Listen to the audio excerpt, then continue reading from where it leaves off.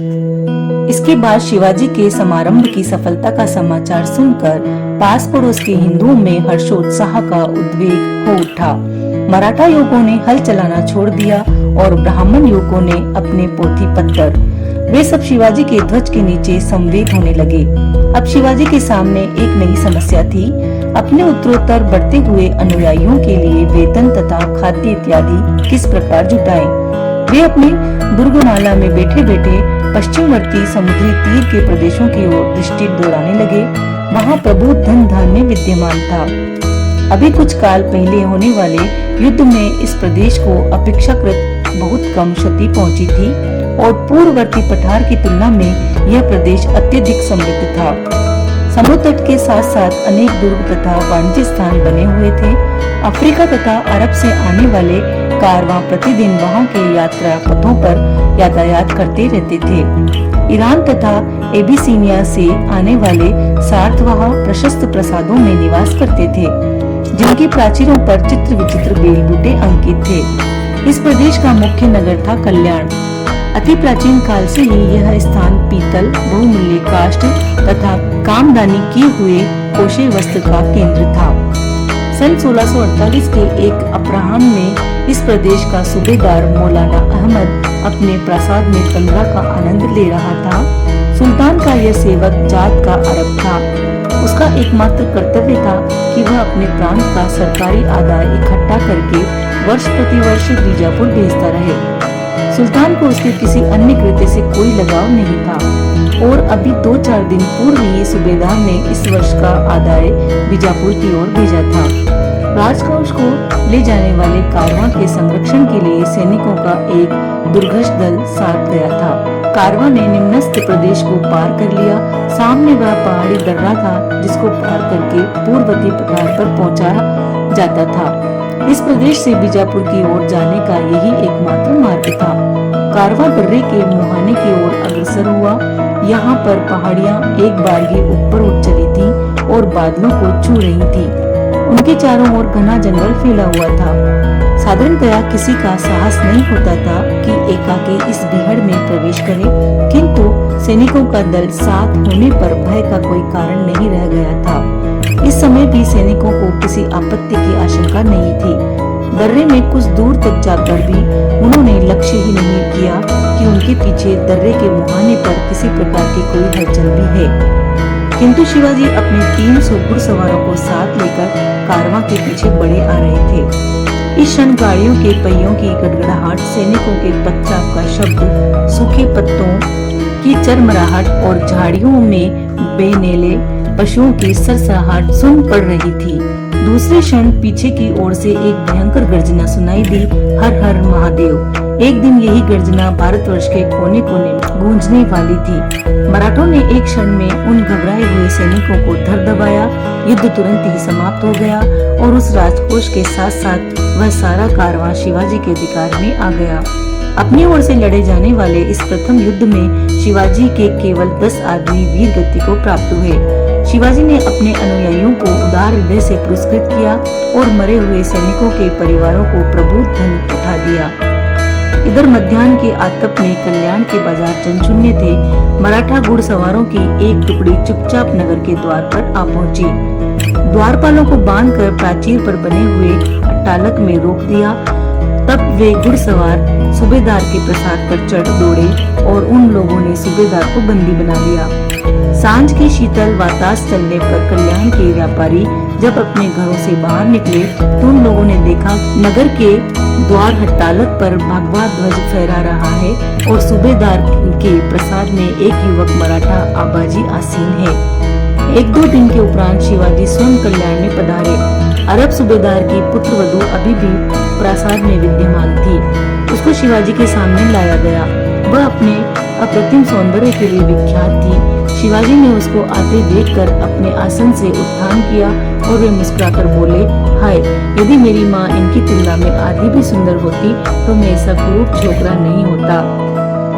तब उन्होंने आदेश दिया कि उस स्त्री को उसके पद के अनुरूप ही उपहार दिए जाएं और अंत में सैनिकों के एक दल को उस स्त्री के साथ करके उसको सम्मान पूर्वक उसके संबंधियों के पास भेज दिया जाए।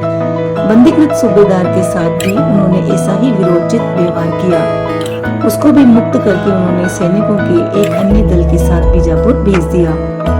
राजकोष ले जाने वाले कारवां पर आक्रमण करना तथा कल्याण पर आधिपत्य जमा लेना विप्लव की स्पष्ट सूचना देने वाले कृत्य थे। शिवाजी ने इस बार अपने आचरण की मार्जना करने का भी प्रयत्न नहीं किया। अभी तक वे आत्ममार्जना करते आए थे।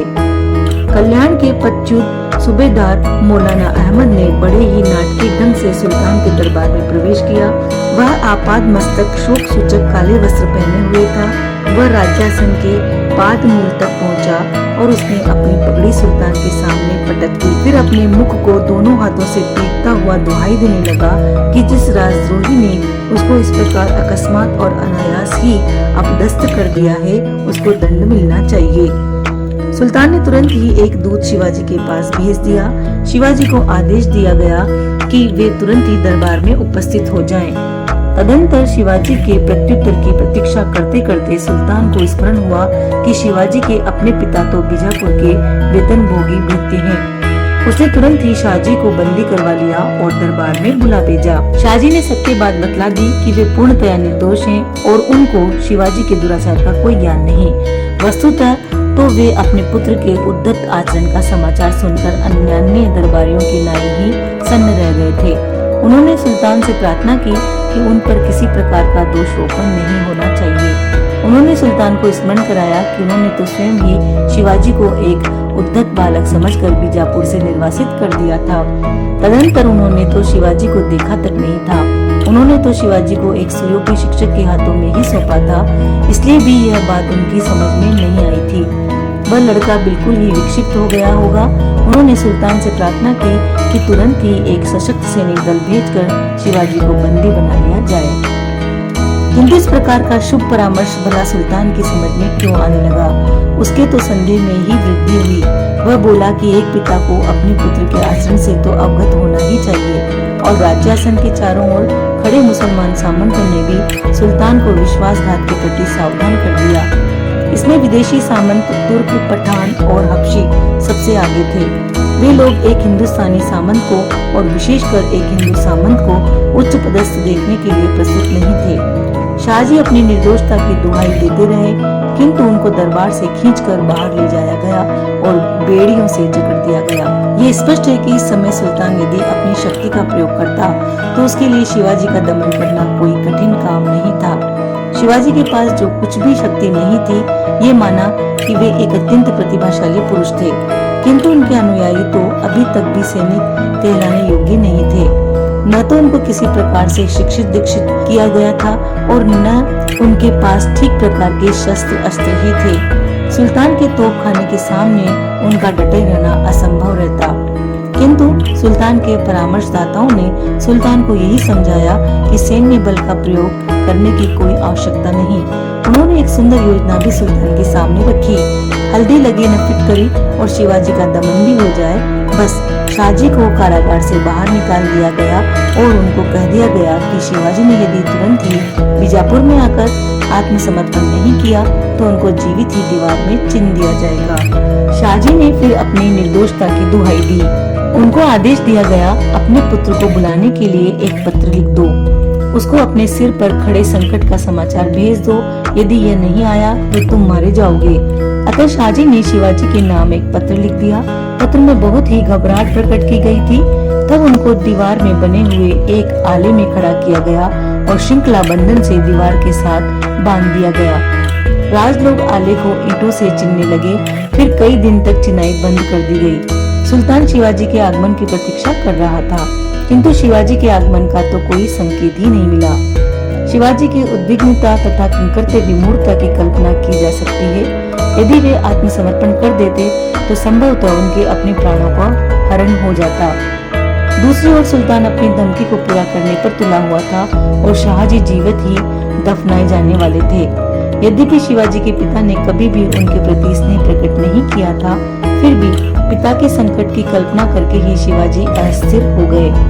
यह सत्य था कि शाहजी ने शिवाजी के साथ एक पिता के अनुरूप आचरण नहीं किया था, किंतु यह भी सत्य था कि शिवाजी के पिता होने के कारण ही उनको ऐसा यातनापूर्ण प्राणदंड मिल रहा था। शिवाजी बीजापुर जाने के लिए प्रस्तुत होने लगे। पिता के प्राण के लिए यदि उनको अपने प्राण भी गंवाने पड़ते तो वे प्रस्तुत थे। अब और तो कोई मार्ग ही उनके सम्मुख नहीं रह गया था।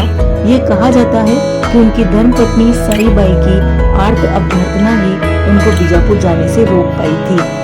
साथ ही जीजाबाई भी वहीं विद्यमान थी। उनको अपने पति पर वैसे ही आस्था नहीं थी और शिवाजी तो उन्हें प्राणों से भी प्यारे थे। उन्होंने शिवाजी को उनके आदर्श का स्मरण करवाया। उन्होंने कहा कि इस प्रकार के आत्मसमर्पण से शिवाजी के प्राण ही नहीं, हिंदू स्वराज्य का स्वप्न भी संकट में पड़ जाएगा। और तब शिवाजी के मानस में एक अद्भुत प्रेरणा उद्भूत हुई। उन्होंने एक घुड़सवार उत्तर दिशा की ओर दौड़ा दिया, मुगल शहंशाह के दक्षिणस्थ दरबार की ओर। शिवाजी ने शहंशाह से प्रार्थना की कि उनको दरबार में उपस्थित होकर शहंशाह का आधिपत्य स्वीकार करने का अवसर दिया जाए। शहंशाह के प्रति अपनी भक्ति प्रकट करने के लिए उन्होंने वचन दिया कि वे बीजापुर के प्रत्यंत प्रदेश में अधिकृत अपनी दुर्गमाला शाही सेनापतियों को सौंप देंगे। इस समय के पूर्व होने वाले युद्ध में दिल्लीपति शाहजहां बीजापुर को पूर्णतया पराजित नहीं कर पाए थे। दिल्लीपति ने बीजापुर को परत बनाकर ही संतोष कर लिया था। अब फिर किसी दिन भी बीजापुर के साथ संघर्ष हो उठना असंभव था। संभव था। बीजापुर का शासक कर देना बंद कर सकता था अथवा वह दिल्ली का ध्यान अपने साम्राज्य के उत्तर पश्चिमी प्रत्यंत पर निविष्ट देखकर अपने आप को स्वाधीन घोषित कर सकता था। उस अवस्था में बीजापुर की ओर जाने वाले पार्वत्य पथ पर बने हुए वे दुर्ग बहुत कम के सिद्ध हो सकते थे। मुगल दरबार में शिवाजी के दूत का यथोचित सत्कार किया गया। शहंशाह के पुत्र शाहजादा मुराद बख्त ने केवल शिवाजी के नाम ही नहीं अपितु शाहजी के नाम भी कृपापूर्ण पत्र लिख दिए। मुरादा बख्श उस समय मध्य भारत का सूबेदार था। शाहजहां बीजापुर पर दबाव डाल रहा था कि शाहजी को मुक्त कर दिया जाए। राज लोग ईंट पर ईंट उठा रहे थे। शाहजी उस समय दीवार में चिने जा रहे थे। अंत में केवल एक ही रखने भर का स्थान रह गया था कि अकस्मात उनके भाग्य ने पलटा खाया। शाही पत्र को उनके पास पहुंचने से कोई भी नहीं रोक सका। इससे भी अधिक आपत्तिजनक एक अन्य घटना घटी थी। शहंशाह की ओर से शाहजी को केवल एक कृपापूर्ण पत्र तथा खिल्लत ही नहीं भेजी गई थी अपितु शाहजी को दिल्ली के दरबार में एक पद भी प्रदान किया गया था। इसका अर्थ ये था कि शाहजी अब मुगल साम्राज्य के प्रजा थे और बीजापुर की सरकार को उनके संरक्षण के लिए उत्तरदायी ठहराया जा सकता था। बीजापुर के सुल्तान को विवश होकर आदेश देना पड़ा कि शाहजी को ईंटों की कब्र से बाहर निकालकर मुक्त कर दिया जाए। बीजापुर के शासकों को यह कांड बिल्कुल भी नहीं भाया। सुल्तान बीजापुर के अभ्यंतर मामलों में मुगल हस्तक्षेप की संभावना देखकर अत्यधिक आतंकित हो उठे। यदि शिवाजी ने सचमुच ही प्रत्यंत प्रदेश की दुर्गमाला मुगलों को सौंप दी तो सीमांत पर स्थित मुगल सेना बीजापुर की किसी भी सेना के पहुंच जाने के पूर्व ही उस दुर्गमाला को सुदृढ़ कर देगी। अब एक और नई स्थिति ने जन्म दिया। शिवाजी यदि मुगल शहंशाह को दिया गया अपना वचन पूरा करते थे और बीजापुर की प्रजा न रहकर मुगल साम्राज्य की प्रजा बन जाते थे तो उनके हाथ में कूट कौशल का कोई सूत्र ही नहीं रह जाता था। तब यह निश्चित हो जाता है कि बीजापुर वाले उनके पिता को फिर से बंदी बनाकर उनका वध कर डालते। दूसरी ओर शहंशाह तुरंत ही शिवाजी से अनुरोध कर सकता था कि वे अपना वचन पूरा करें। मुगल साम्राज्य के प्रति आत्मसमर्पण कर देना उनकी नीति की पूर्ण पराजय होती, किंतु मुगल सेना के आक्रमण को रोक पाना भी उनके लिए अभी संभव नहीं था। इसलिए आगामी कई मास तक शिवाजी एक अत्यंत दुस्साध्य नीति का अवलंबन लेते रहे। उन्होंने दिल्ली के दरबार में अत्यंत ही विनयपूर्ण और प्रशंसात्मक पत्र भेजने आरंभ किए। उनका उद्देश्य था कि शहंशाह उनके विनय भाव पर मुग्ध होकर ये भूला रहे कि प्रत्यंत की वह दुर्गमाला अभी भी शिवाजी के अधिकार में है। उन्होंने बीजापुर के प्रति भी कोई बेरपूर्ण आचरण नहीं किया। बीजापुर के अधिकारी अपनी ओर से शिवाजी के विरुद्ध कोई कदम उठाना नहीं चाहते थे। उनको आशंका थी कि उनके कोई कदम उठाते ही शिवाजी मुगल शहंशाह के प्रति आत्मसमर्पण कर देने की अपनी धमकी को पूरा कर सकते हैं।